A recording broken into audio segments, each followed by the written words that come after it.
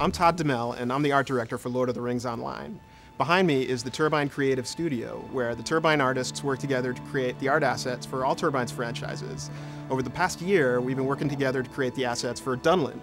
So Chris and the World team sets the tone for what the art team then takes and builds into assets.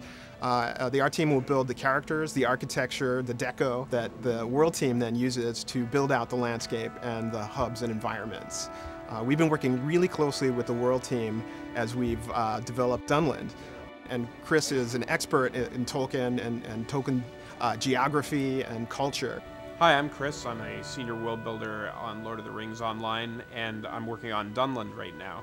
We decided to do Dunland because it gives us an opportunity to go behind enemy lines.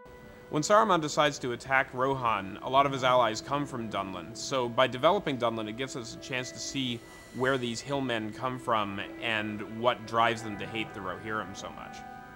In the books, they're a large and fairly cohesive slavering horde of barbarians, so we decided to develop them a bit more and have some clans of them that are friendlier, some clans that are hostile, and some clans that you don't really know what they're up to. The Dunlanding NPC set is one of the largest sets of NPCs that we've built for Lord of the Rings Online. It's got 6 different tribes, and each one of those tribes is made up of 4 unique models, and each one of those models has a bunch of smaller variations, hair and hair color and clothing color. So when you walk through a Dunlanding camp, you're going to see a lot of very unique looking individual NPCs. This is a part of the world that gets mentioned a lot in the books, but we never really get to see it up close. So when it came time to make Dunland, the big challenge was making it varied and interesting based on very scant descriptions in the books. But that gives us still a lot of leeway in the kinds of terrains that we could explore.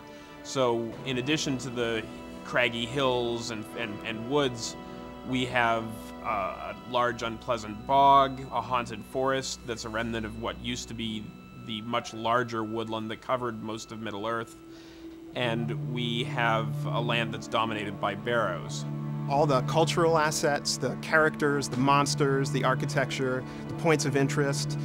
We've had a lot of fun developing all these bit parts of the content, and there's so much in there to discover. I hope you have as much fun exploring Dunland as we've had building it.